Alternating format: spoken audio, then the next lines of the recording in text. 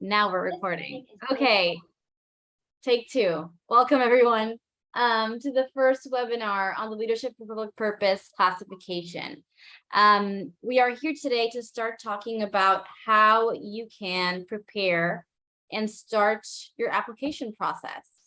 This is a lengthy process, is a very detailed process that will take a lot of time, effort, and people on your campus. So that's why we are taking the time today to explain and give you some insights into what this process might look like. And we'll have two of our pilot participants join us.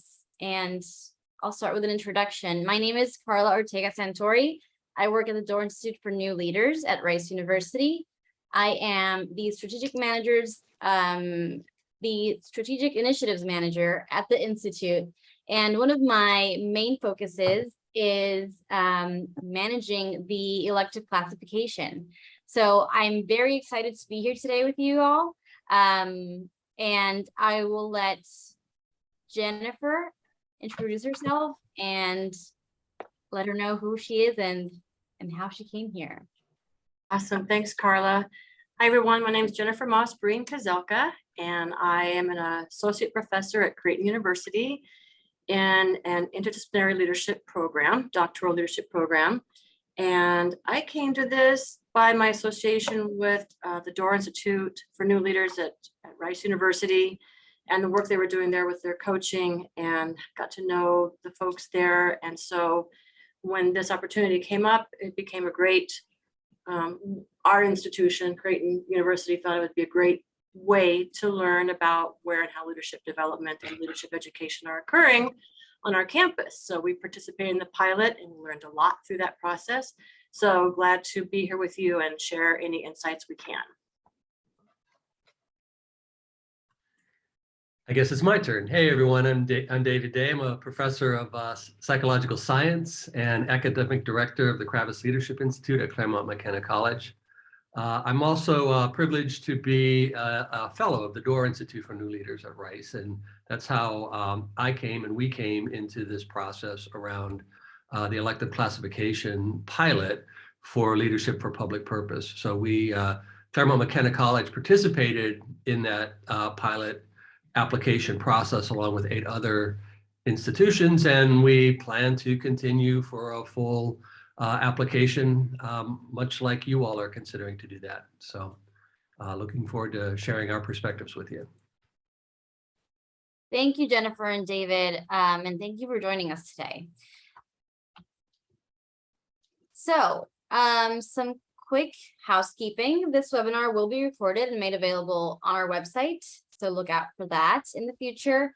You can send your questions using the chat, but we will also have a section dedicated to questions. So you'll be able to unmute yourself and ask your questions. But if something should come up and you don't want to lose that, you can type it in the chat and we'll get to it later. Please mute your audio during the first part of the webinar. I think I let you all in with your audios on. So if you could go ahead and mute yourselves for this first part, and I promise you can unmute yourself when we come to the quick Q&A. Great, thank you. So a little background on the administration of the classification. The classifications were first published by the Carnegie Foundation for the Advancement of Teaching in the 1970s, and they have been the nation's leading framework for describing United States higher education institutions. You might be very familiar with the Carnegie classifications because they classify every institution, almost every institution in the US. These are the very high research institutions, or R1s, how they're commonly known. They're also a great way to describe higher education institutions, and they have been around for, like I said, a long time. Earlier this year, the foundation partnered with the American Council on Education to give these universal or the standard classifications, as well as the elective classifications, just one organizational home. So the ACE So ACE is currently that organizational administrative home. At the Doerr Institute for New Leaders at Rice University, we will be the stewards of the leadership elective classification. So we will manage all the administrative duties, such as organizing and facilitating these fabulous webinars, managing the review process, collaborating with the National Advisory Committee, and so on. We are in constant communication with ACE and the foundation to follow just any elective classification standards, as well as uphold the expectations of the Carnegie Foundation. So these are the three organizations that you will be maybe hearing of or being referenced throughout the webinar and throughout the application process. Some important dates to keep in mind. Applications are already available, so you can go ahead and start that application process right now. We do have an intent deadline, and intent deadline means that you must purchase the application by this date or initiate the application process, because we will have a review process to manage afterwards, and we have to start that process and plan for it earlier in the year. Application deadline is in December 2023. So that's when you would have to have your submitted application. And then campuses would be notified in May 2024, and a public announcement on behalf of the Carnegie Foundation and ACE and the Doerr Institute would go out on June 2024. This does seem like a long timeline and a lot of time between now and June 2024. But as you may hear from our pilot participants and others that may have participated in the community engagement classification, it's sometimes not enough time to gather all that data and submit applications. So keep in mind, that's why this is it seems like a long time, but it's really not that long.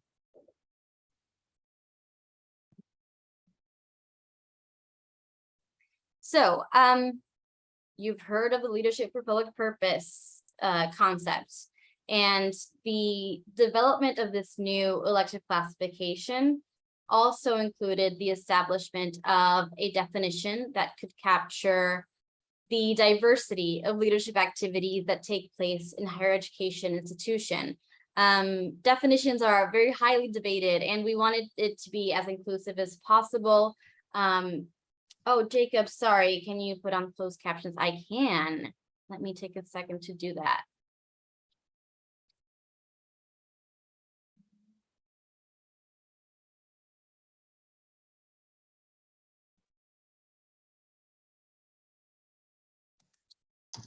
I'm sorry, it's not coming up for me. Let me see. Live transcript. There you go.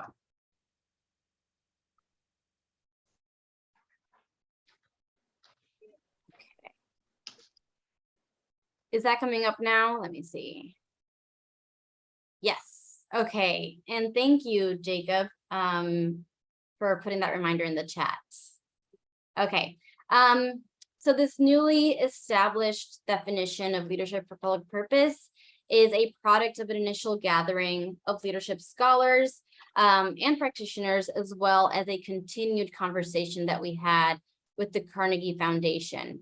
So leadership for public purpose, as you can see here, transcends this functional or instrumental leadership like political gains or personal gains, and it's more focused on the pursuit of collective goods like justice, equity, diversity, and liberty. Leadership for public purpose can be manifest in all realms of social life, so private business, public and nonprofit institutions, neighborhood and community life, professional associations, civil and government institutions, religious institutions, all institutions. So don't think you have to limit yourself to only one type of area. And this is a reminder for everyone that's joining, please mute yourself, mute your audio, because you came in with your audio unmuted. Thank you.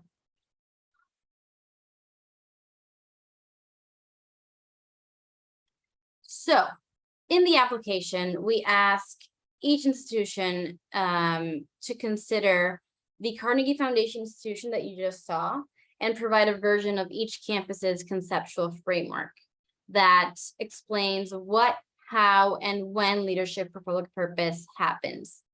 This definition must be precise, and it should be manifest throughout your institutional mission, your vision, your strategic plan, and public communication. So we have to see it throughout the culture, or expressed in all these different indicators. And an alignment between these conveys that your institution's priority is to transform a college or university into a leadership for public purpose campus. So this comprehensive conceptual understanding represented in the definition instead of a popular kind of catch-all will guide more of a cultural transformation on your campus. And ultimately, the approach or framework university uses should produce the results you see here on the screen. So operationally, what does a leadership for public purpose look like on a campus? So you are contributing to the public scholarly understanding of leadership as a public good. You're also developing leadership abilities in all stakeholders. So students, faculty, staff, community partners, maybe. You're also preparing students for lives of leadership beyond the walls of the university. So in the broader society. And you would see evidence of this throughout the application, or that's what we're asking you to do, to provide evidence of this throughout your application. And our recommendations are that colleges and universities should settle on their own institutional definition. And it's a definition that should be rigorous and precise. It should be reiterated throughout the institutional, throughout the culture and structure of the institution, so that it's easier to track all activities related to leadership.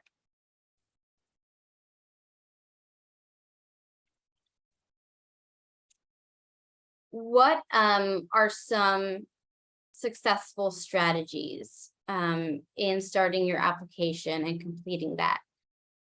First of all, including this shared definition or framework of how your campus is considering these leadership activities is really key. So sitting down with your team or committee and agreeing on how your university sees this on campus will be one of the first steps.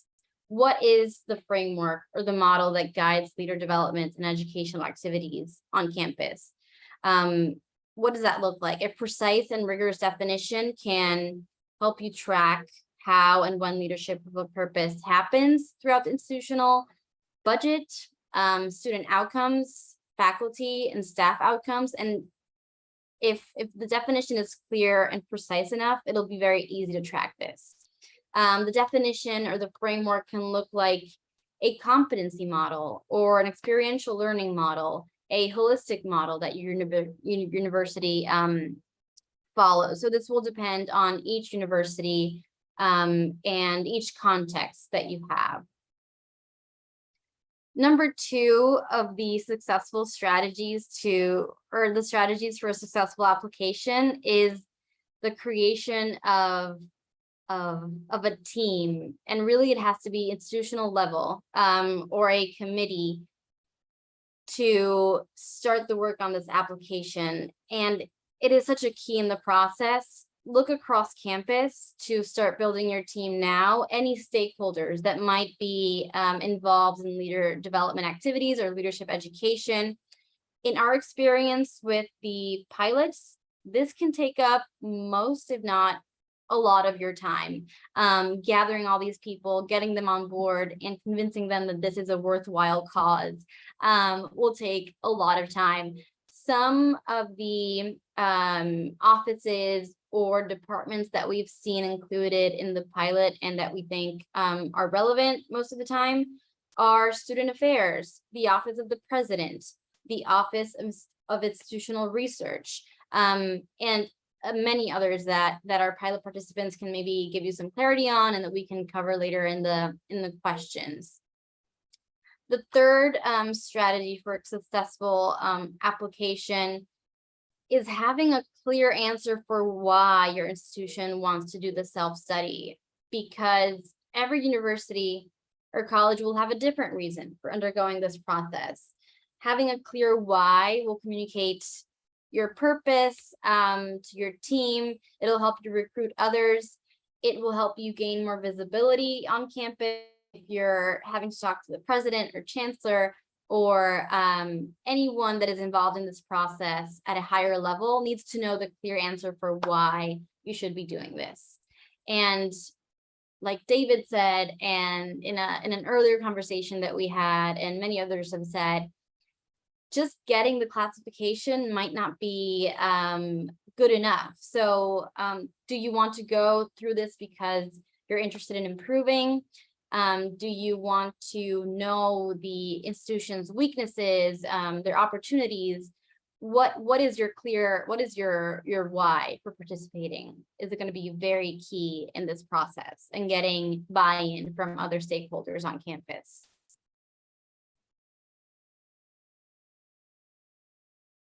The next thing to consider is that you really need to select the most absolutely compelling data to highlight in your responses, because we know you do a lot of amazing stuff on campus at your institutions, but each section has a word limit, and that is not there. There are no plans to extend these word limits, mainly because we have to remember that there's a person reading this later. Reviewers need to be able to recognize how each answer relates to your overall narrative.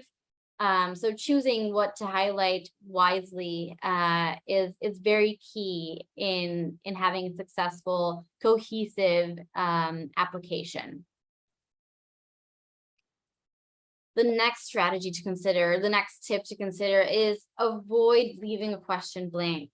Providing information on any plans that might be coming up in the future. So consider giving some context. Are there any future plans for this? Is there another circumstance or data that applies or is related? Consider all the options before you opt to leave a question blank. And the last strategy I'll share for now, and we can talk more during the question section. Align the process to other self-examinations that have gone on at your campus. So accreditations, awards that have previously been applied to, they may have already gathered the data you need, they just have it aggregated differently. And aligning yourself with these stakeholders might even help you to figure out where the data is located, where you have to search for this, or who you need to involve in the process. So the review process for the classification and the leadership classification will be very similar to a peer review process.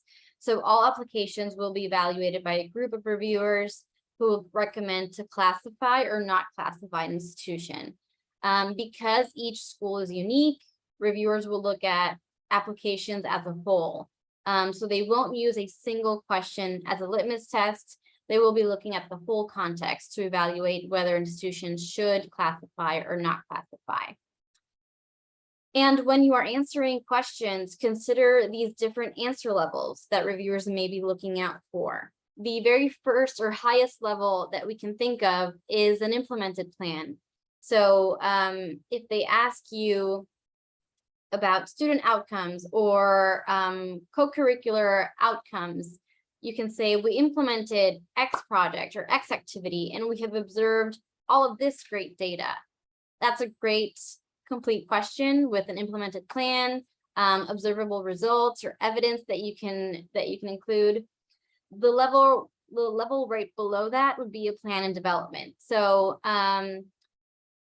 we actually don't have an implemented plan, but we plan to implement changes by this date, or we plan to execute this project by August 2024, etc.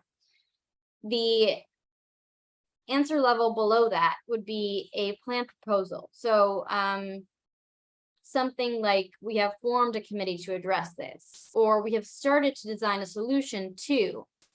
And the very lowest level of an answer would be the admission of insight or the expression of insight, but no plan. So saying something like, wow, we recognize this is an opportunity to improve because we don't have all this implemented on our campus. But then there's no plan, there's no follow-up to that insight. So that would be still better than a blank answer, but trying to, because this classification is centered around continuous improvement, if you do produce some insight or you do come across some evidence that points you to have this insight, think about what your plan would be for the next cycle to improve, and including that in your answer would be helpful to reviewers.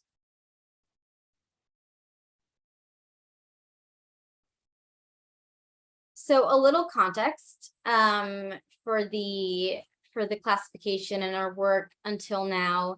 When we set out to initiate this classification, we gathered some scholars and practitioners to talk about the definition. We came up with the definition that we saw in the very beginning together with the Carnegie Foundation. And then as we thought more about it, we came up with an initial draft, received feedback on that draft.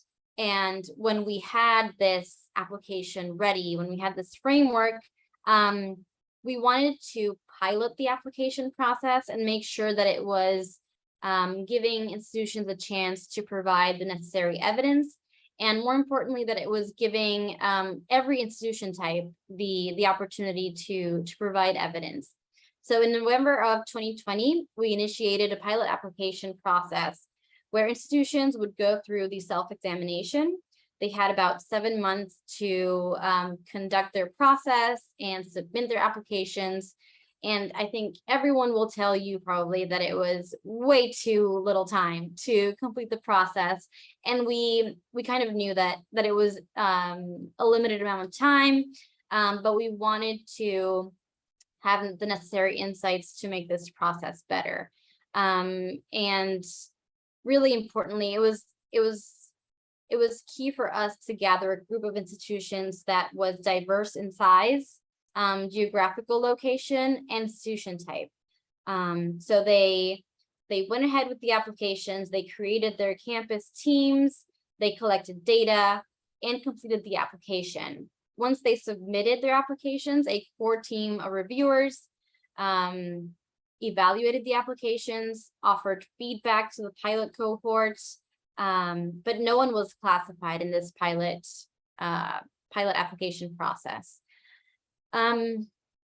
This process really revealed a lot of opportunities to improve the process, improve the application, to edit some questions, to make it easier for institutions to provide evidence of their commitment to leadership. And also, I think very importantly, revealed some common tendencies amongst institutions and the pilot cohorts. Before I turn it over to our two pilot participants to give us some more insights and tips for anyone that is considering the self-examination, I just want to give a lot of credit to them and thank them, because they underwent this process during a historic time, where priorities were where a leadership classification might have not been on the highest priority for everyone at the institution, but they were able to prioritize it. They were able to push for it, and get some very diverse teams on their campus to go ahead and look through these applications, submit data, and complete the process. And in return, we received so much valuable information that we're able to share with you today, that we will continue sharing in upcoming webinars, and that have made the process so much better, and the application process for everyone that's considering this a lot better. So these 9 institutions were key in this process, and I would like to leave you with Jennifer Moss-Breen, who you met earlier, and she will talk more about what the takeaways were for Creighton University. So Jennifer, will you take it away? Sure. Thank you, Carla. Hi, everybody. Yes, Creighton University, top 4 takeaways, I suppose, but there's probably more than this. It was an amazing learning experience, and I'm really grateful that our provost and president supported us in participating in the pilot application. It was a bit of a mystery, of course, this first time through, and it'll probably be a little bit of a mystery the second time through as well for the formal application. But receiving the feedback was so helpful from the reviewers. So one of our first challenges was setting the scope, because Creighton University is a pretty complex institution with many professional schools, law, dental, nursing, business, medicine, and as well as a large undergraduate population and a graduate school. And within the graduate school, we have formal leadership programs, bachelor's, master's, and doctoral leadership programs. So that's like examining those formal programs is the easiest piece of the work, because we have learning outcomes already defined, and that's what we do all day. But then when we're starting to reach out across the campus, deciding, how would we include the dental school? How would we include the law school, business school? And what are we asking them even to provide? So that took a lot of thinking. And in the end, we wanted to be serious, I suppose, and to make this pilot application the broadest that we could, because that way we're going to learn the most. And again, the institution supported that. So we conducted interviews with all the units across campus, and with any leaders or faculty staff that could participate in those interviews, to capture just the full output of what we were defining as leadership for public purpose. And because of that, because we did that, now we have that pilot data that we can really go back to, and we're going to do some analysis on the pilot data. But it takes a lot of discussion amongst the team. We also were lucky that the provost supported us having a campus representative from each of those schools or colleges or areas on the team. So we had about 20 people from the get-go. And so, helping us understand what is leadership for public purpose, translating that from the Jesuit mission of Creighton University to leadership for public purpose, lots of discussion around that. So spending that time early, I think, to explore at the institution would be really a great process. Carla, can you go back to the other slide? Sorry. Okay. So building the team, the formal invitations came from the provost's office, which I think was an important thing. It was on her letterhead with her signature on that, which illustrated that this is real, and this is not just something that's going to be sort of siloed away, and that brought a lot of investment to it. So building the team and finding the right person. So in the dental school, for example, we have one dental school faculty member who wants to embed leadership content into one course in the dental school. So that person was on our team. So doing that discernment, taking a bit of time to find those that are really interested in this to be part of it, because it's a lot of lifting, heavy lifting, and those that really want to foster leadership in their own schools, colleges, or areas. So building that team is really important and helps us align the data, because of course, coming from all across campus, the data is it's different. If it's coming from the institutional research area very quantitatively oriented. If it's coming from another school or college, it might be qualitative interviews that we've conducted with that school or college. So we had to know what would this application even begin to look like. And it's the pilot. I feel like it was messy. And so I hope that the second one is better, because it's just not easy work to do. But again, it's a great learning experience. One of the things our provost said is, we're so siloed, and we've tried to figure out leadership at Creighton University before, what it is, where it is, how we're delivering it, what the outcomes are, and we've not been able to do that. So this was our opportunity to try and figure that out. Managing the application. This is very just tactical. As Carla said, 500 words goes very quickly, and you have all these interviews and all this information. So we created a shared drive, and we had the application. It was a Word doc. We just kind of cut and pasted the actual, what we needed to include in the application to a Word doc that we could work with that. So we worked not in the application, we worked in a separate document, which maybe is intuitive, but I don't know. It's just, please don't try to work in the application, because we initially started there. And then if you add more than a tidbit, if you add more than the 501st word, you start losing content at the top of the box. And that was a surprise to us, because all of a sudden, we've got to have this other document. So we kind of played with the application for a while before we really completed it. But download it, keep it in a way you can share it together. And then we edited edited the document together as well, so that we could all look at what we were all inputting, because I couldn't put all the information there. We were all adding information into the document. So, towards the end, we were just looking at each box separately, making live edits that we thought needed to be made, and we trusted each other to make those edits. So that was very collaborative, and a little bit stressful, because dates were rolling around, and it was getting, to be the time to submit this thing. But it worked out okay, and we got it done. But so that's just a very tactical thing, is managing that application. And then I already mentioned this, but getting exposure, the president, provost, deans. Now with the formal application, we're even going broader to our board of directors, our alumni. So we're trying to include the whole, anyone who's been touched by Creighton University or is working with Creighton University in any way, the stakeholders in the community.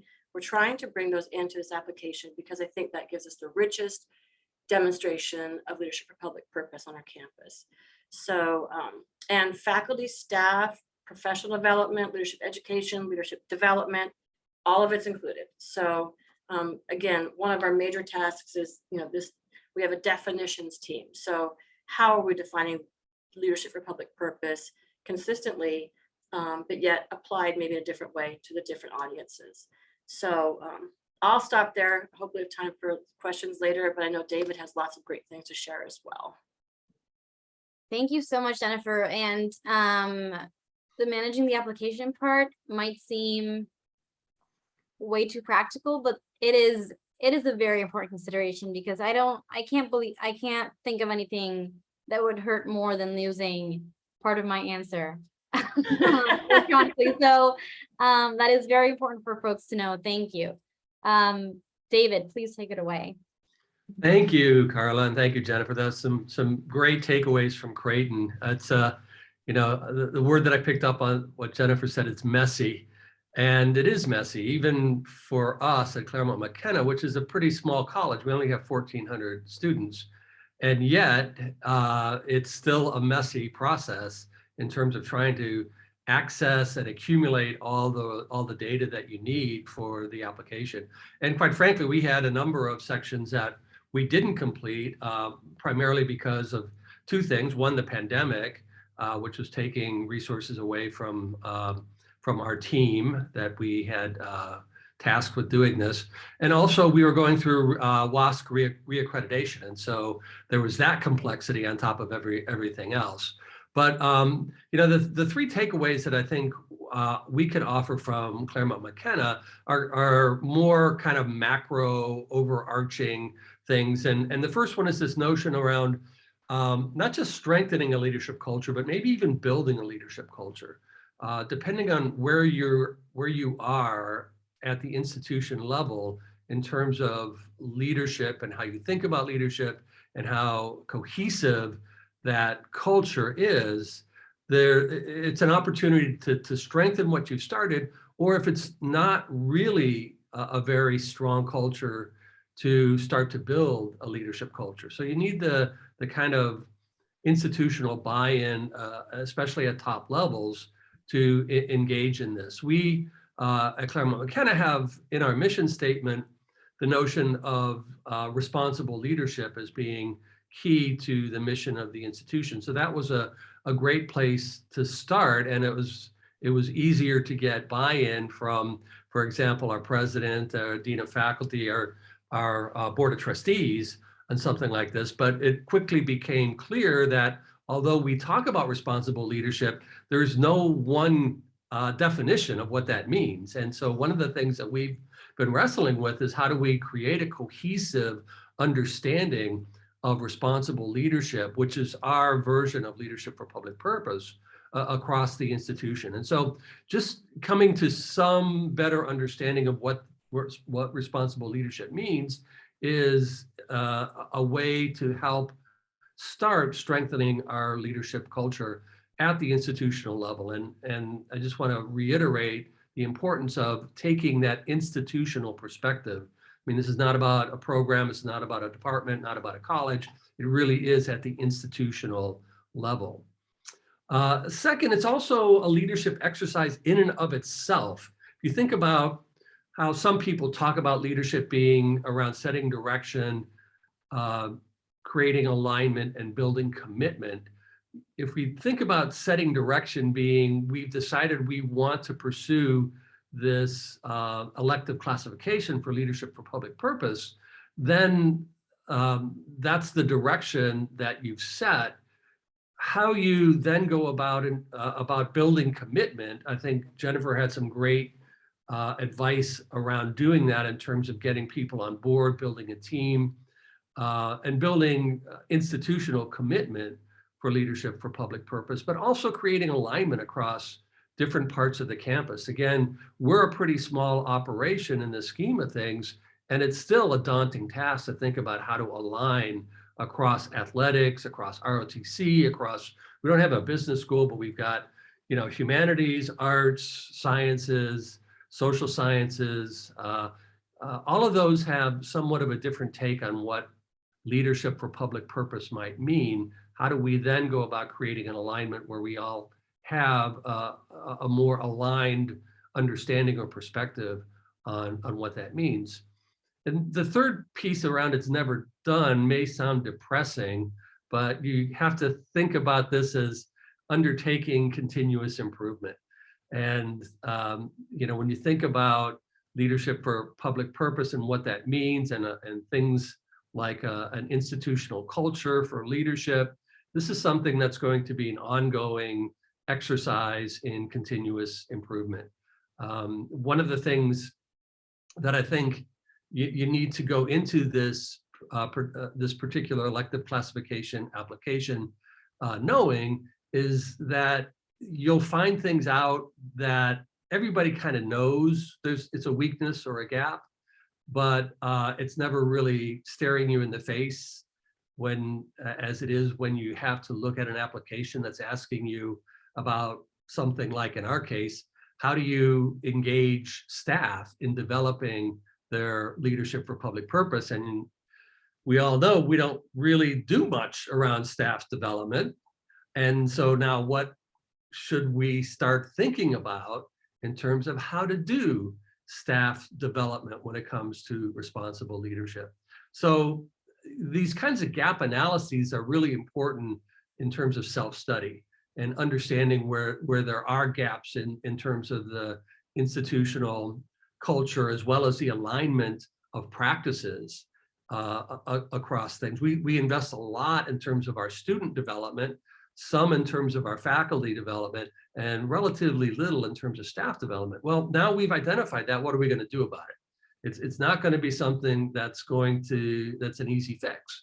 It's going to take investments. It's going to take a lot of work over a considerable amount of time in order to get that to where we think it needs to be. So if you don't want to face those kinds of gaps, this is not the kind of exercise you want to get involved with, because you will find that there are things that, again, people know you're really not doing, but everybody kind of, brushes it under the carpet. Well, the carpet is now unfurled and you can see it point blank. So it's never done, because there's a lot of work to be done in terms of building a leadership culture at any institution, regardless of the size.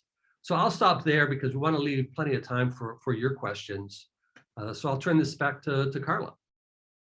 Thank you so much, David. And I want to highlight some of what David was saying about identifying gaps and coming to the realization that, we're not doing enough for staff or faculty. And one thing that we found is that while you may think you're alone in this, most, if not all, the institutions that participated in our pilot cohort were facing a lot of the same challenges, which is, I think, in partly great to know that you're not alone, and also I think great to know so that you can improve on it, and that so that we can transform the culture in a more holistic way, because that's the ultimate goal, to look at the institution as a whole. So thank you for highlighting that, David, and thank you, Jennifer, also for sharing your insights. What I'd like to do now, and we'll move on to the Q&A right after this, is to give you a quick tour through GivePulse. And GivePulse is where we host the online application. I will show you where you can find the application. And I will be sharing the links so in the chat, so you'll be able to see all of this. When you first go to the public page for the Leadership for Public Purpose classification, you'll see a brief explanation. When you browse to the bottom, you can click on this event that the folks at GivePulse created. And if you want to start your online application, you can just click on Purchase. You will add one classification. I think that'll be more than enough. You don't need to. Just the one is great. And you will enter your iPad's number here. And what that will do is that it will sync up with the application and input some basic information for you in the application. Once you purchase that application, and I want to explain briefly that you can either pay by credit card, or you can also solicit or request an invoice. So you can request that your institution be invoiced for the classification if you're not able to pay with a credit card or a purchasing card that your university provides. Once you purchase that application, this is what you will see as the online application. You will have a limit of 500 words for the answers. So again, be wise in choosing what it is you want to highlight. As you go through the different fields and input information, you will be able to save your data. So that will be automatically saved, and you can go back to the draft and edit and add as you see fit. Another important feature of the application is that you can add collaborators. So by clicking on this button, you can invite people from your campus or institution to collaborate with you on this application. Like Jennifer said during her insights, we think it's more wise for you to first sync up maybe on a Word document, a Google Doc, a shareable document that you can all edit together, and then go in and kind of copy paste or transfer your answers to the online application. If you have too many collaborators, it could get messy if you're all logged in at once. So we suggest to just choose your collaborators wisely, and be sure that when you transfer your answers, they're almost complete or pretty much done. And that's just a practical and quick view of the online application. You can see that you can kind of hover over the different sections here easily. You can consult the definition that's included here, and you can just navigate back to that at any time. And you can also download the PDF of the questions so that you can have that handy if you don't have the documentation framework already. All right, so I'll stop sharing that, and can we see the slides again? Yeah, okay, great.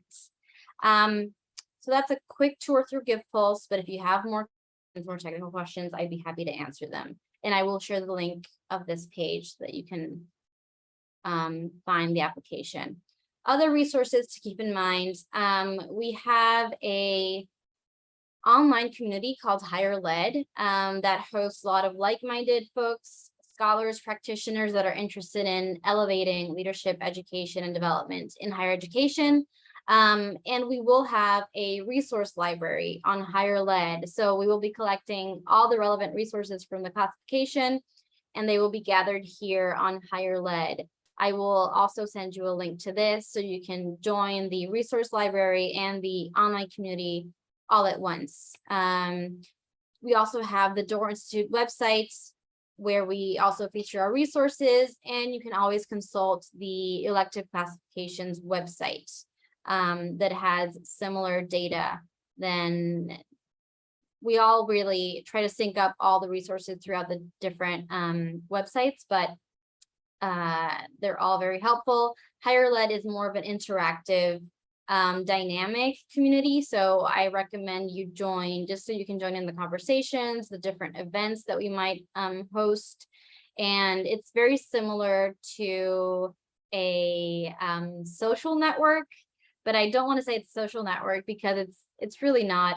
It's not as intense or busy, but it does I think facilitate a lot of more than one-dimensional conversations, you know, so you're able to post content, comment, ask questions, and join in on different events. So I look forward to seeing you on Higher Led, the community, and you can always visit any of these websites for other resources. And now I will open the floor to questions. I see we have one from Sherry. So Sherry asked, if an institution has multiple campuses, professional schools, should the shared definition apply across all campuses? And Sherry, you can unmute, but would these multiple campuses be applying together? Are they classified together? Can you give me more clarity on that? And I will stop sharing so that we can see all of our faces.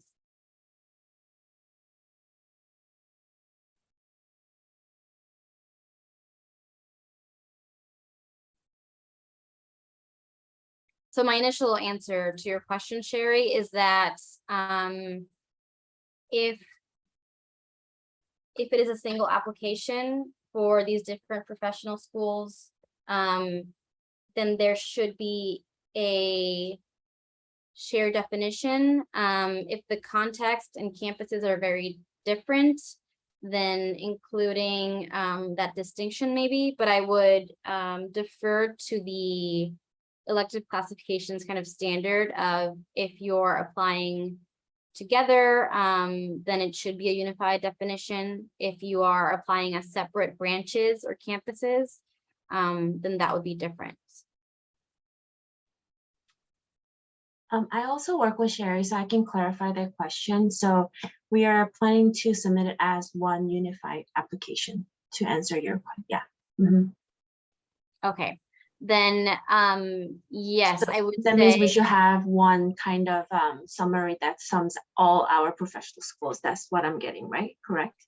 yes, or at least one approach or framework that you use to guide all decisions or activities, because it'll make it easier to just track everything.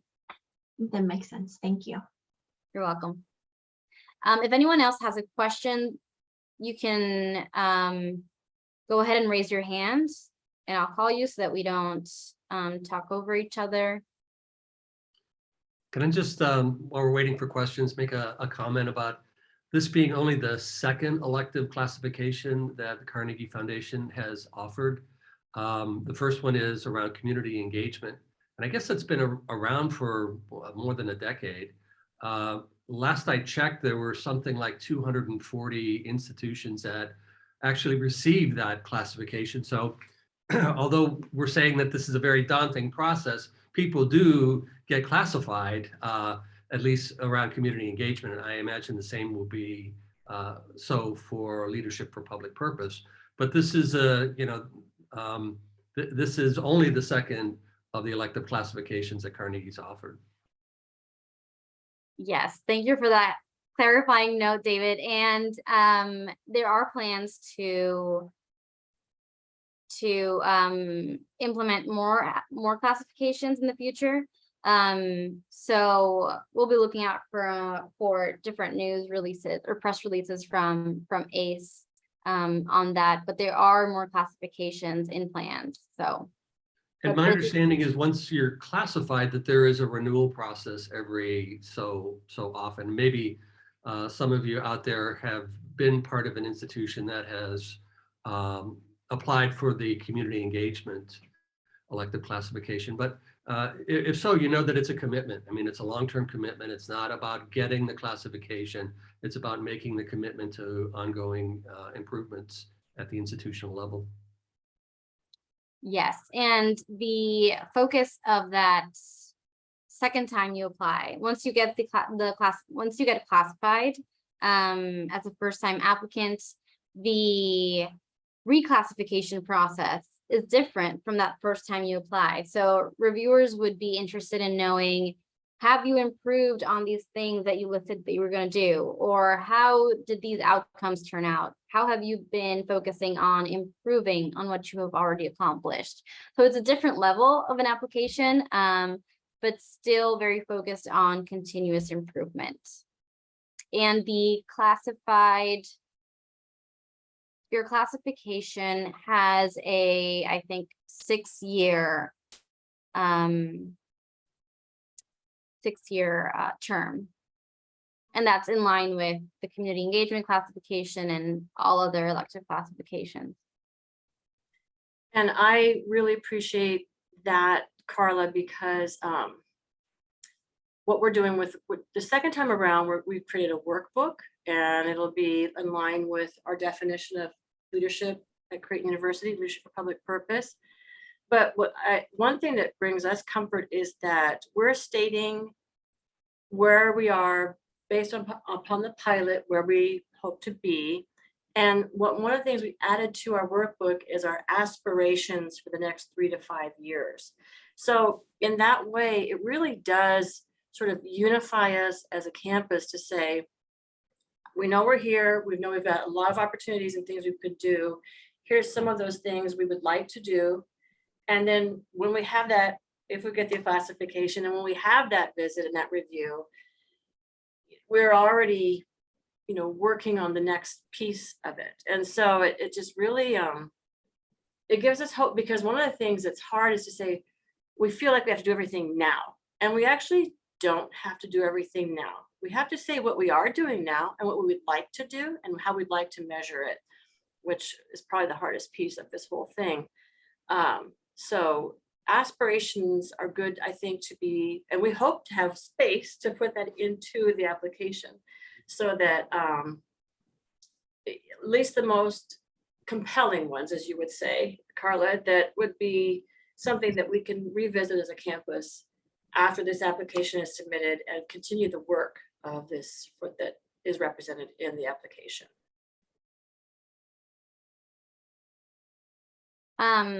Jennifer, I would love to take a look at that workbook. That sounds so exciting. And we can talk more about that later, but that sounds very promising. Everything for a price, Carla. Trip to Houston. Tom added a valuable comment in the chat about expectations of the number of institutions pursuing this leadership for public purpose elective classification. I think I mentioned that there are over 200 who have the community engagement elective classification. So if Tom is expecting significantly more for the leadership one, we can only imagine how many applications you'll have to review, Carla. Well, I won't have to review them personally, thankfully. The reviewers will, though.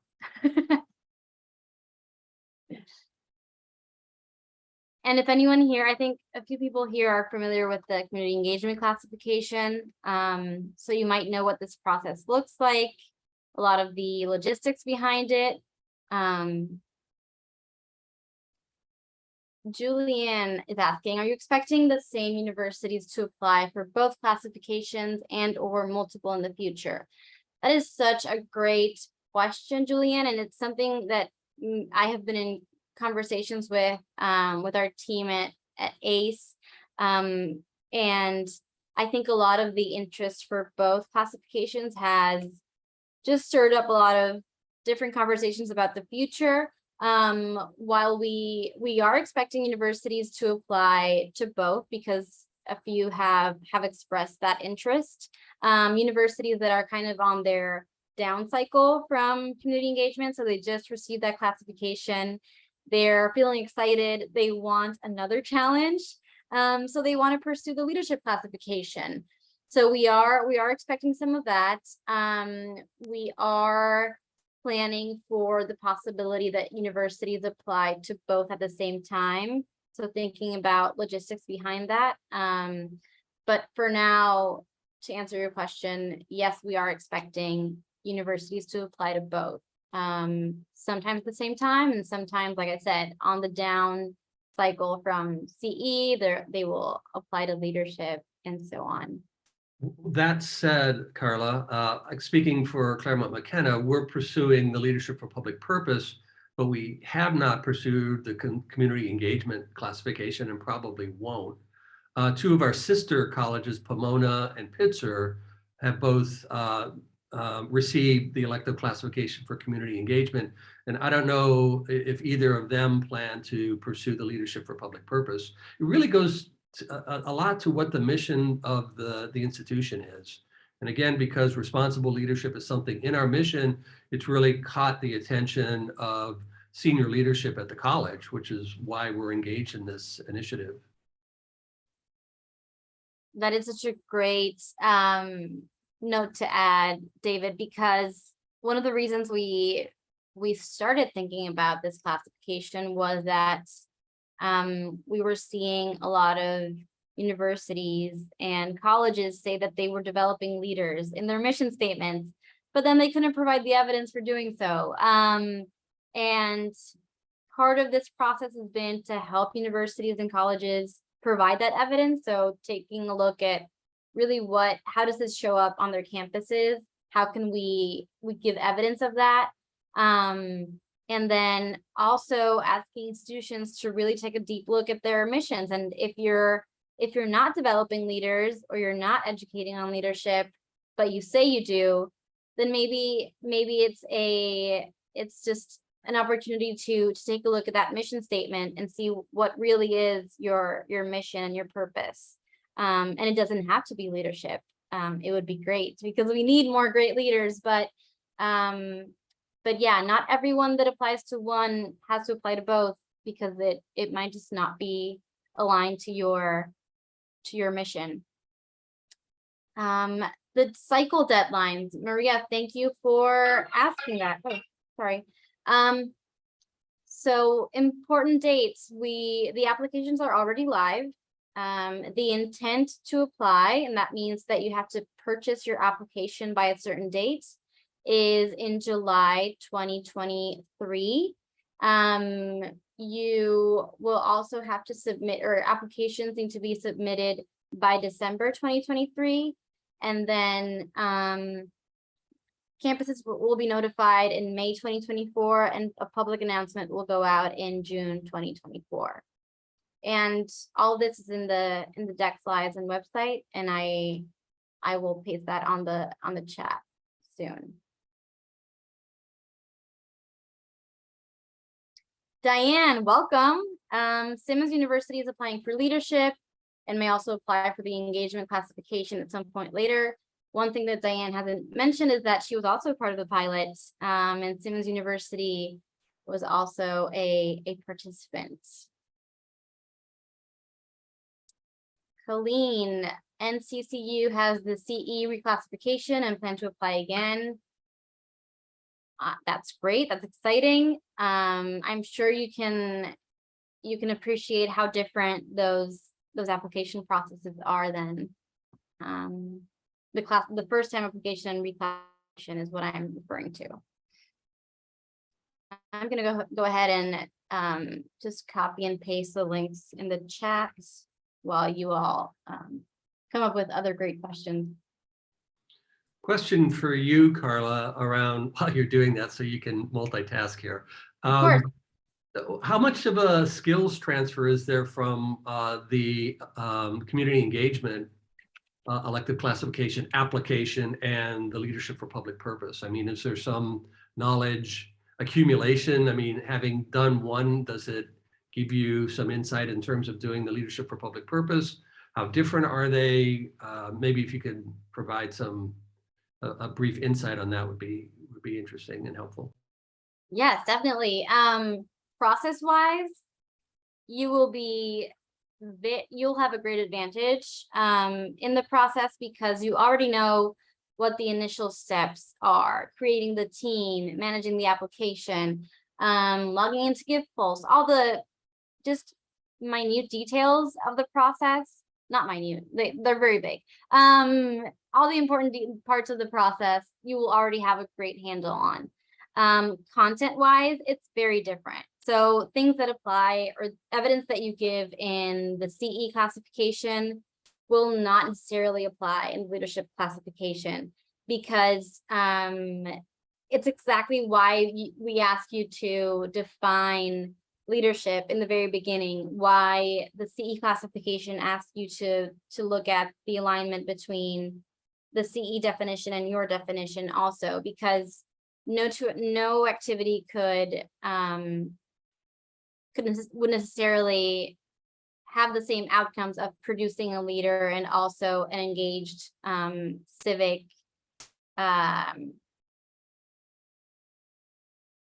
student. I was looking for the word, I couldn't find it. So process-wise, you'll be very ahead in the process. You'll know the process beforehand, so that'll be great. Content-wise, it'll be very new, and you'll have to take a look at how that shows up on your university and how it's defined differently from CE, differently from service learning or experiential learning, or however else you define it on your campus. Carla, go ahead, Jennifer. Go I ahead. just had a quick question. So is the timeline for the community engagement the exact same as this first launch of the leadership for public purpose? It's very similar. We do have a longer time for folks to submit their applications because it's the first time cycle. But once this initial cycle is done, we will be kind of lined up very similarly to the CE classification cycle. Okay. I think it'd be hard to do them simultaneously for sure, because they're just, two different animals in some ways. But I think they could inform each other. Creighton applied for the CE and did not receive it. So that's why I was curious about, maybe if once this is done, then we can kind of maybe shift gears a little bit. I didn't know how that timeline would work. Yeah. Right now it's a little longer time to submit the application, but in the future they'll be similar, closely aligned. And another note is that when you apply to this classification or the CE classification, if you do not receive the designation, nobody will know because you're listed as did not apply or information is not available on the classification. So if you apply and don't get it, and that's maybe something you don't want to share, or your institution doesn't want to share, then no one else will know except your institution. So that's another thing to consider. And people get feedback, right? Mhm. So that's the advantage there. So if you want to try again, right? Yeah. Yes, you will get some feedback on the tendencies that were observed during the application process.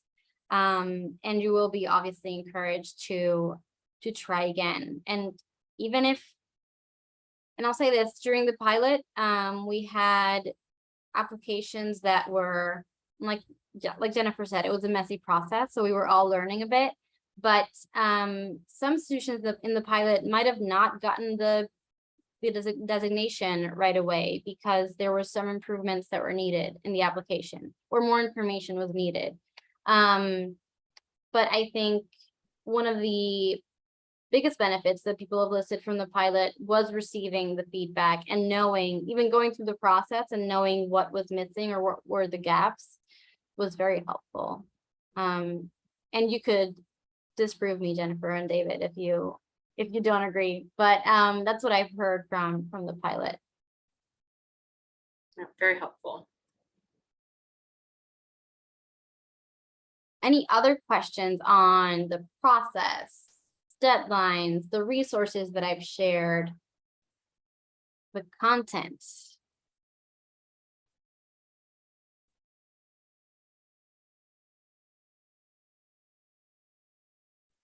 Diane also said, we found our accreditation work to be very helpful.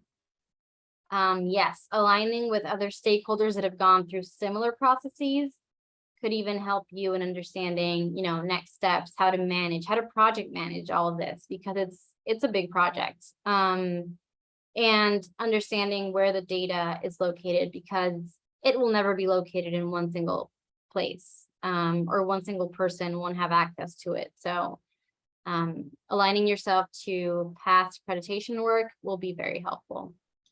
One thing that I feel very lucky about is that we're going through the HLC quality midterm quality improvement project. And so our provost has allowed us to combine our efforts and the teams. And this will be a both and. So this application is different formats. The reports are different, but the data collection and stories we tell can be similar. So that again adds, it was an idea an HLC rep mentioned, brought it forward to the provost. She said, yep, that's a good idea. So let's do that.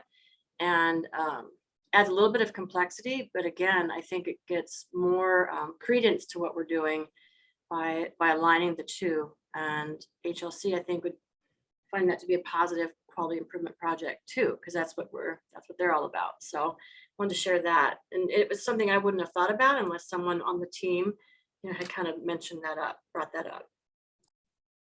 And that's why it's so important to include people from all around campus, because they're also able to see things that you're not privy to, or you're not, you don't have a purview of.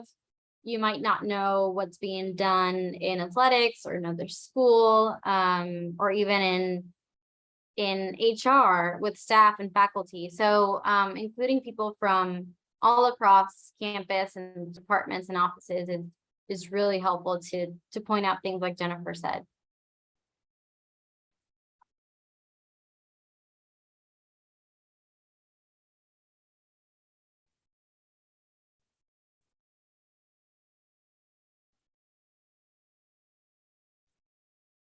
Anyone else have a question? I'll give you a few more minutes to come up with any questions that might need some answers.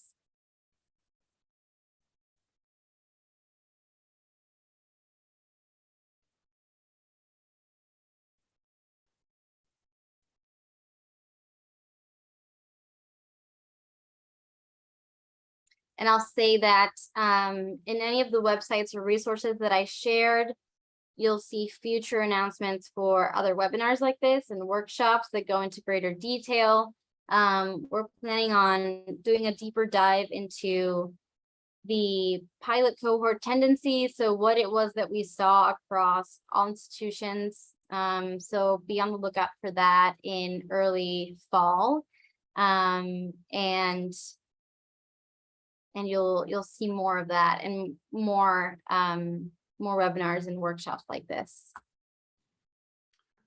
I'd just like to add that Carla's been an amazing resource in terms of helping us and other institutions kind of navigate this whole application process. So know that you're not out there alone. She's a great resource and very responsive and incredibly helpful. Yes, so I didn't list me as a resource, but I am also a resource in this process. So I'll write down my email in case you have a question or a very specific request or ask. Please email me. Feel free to email me. And I believe on the Give Pulse website, there's also a link to your to send you a request or send you a question. Yes, any of those avenues are great. So And I would just add, it just seems maybe people are feeling a little overwhelmed at the moment and don't even know what question maybe to ask. But I think that the Doerr Institute and ACE, you guys are really trying to make this as clear as possible. Maybe not easy, but as clear. So I would not hesitate to ask any questions. We asked some questions along the way, and that was very helpful. And then it feels messy right now, and it always feels a bit messy, but it also got us out of the weeds as an institution. And so I know people now, we know each other more, and that's hard to do in higher ed these days. So especially working with many of us working virtually. So it's very fruitful, just in a fulfilling work way that I was surprised by.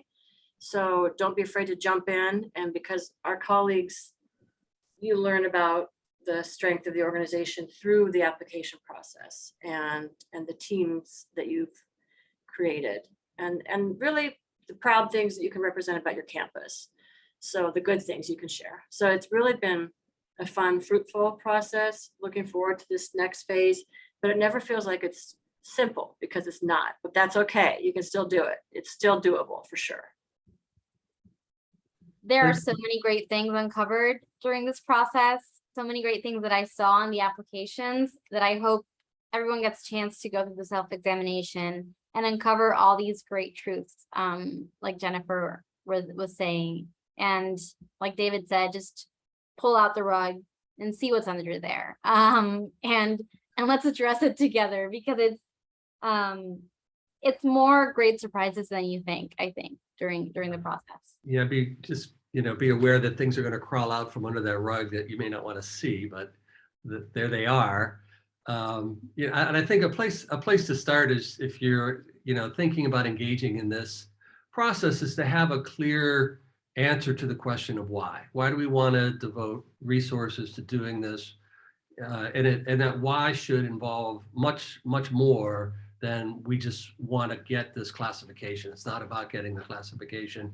It's about a commitment to ongoing continuous improvement and self-study.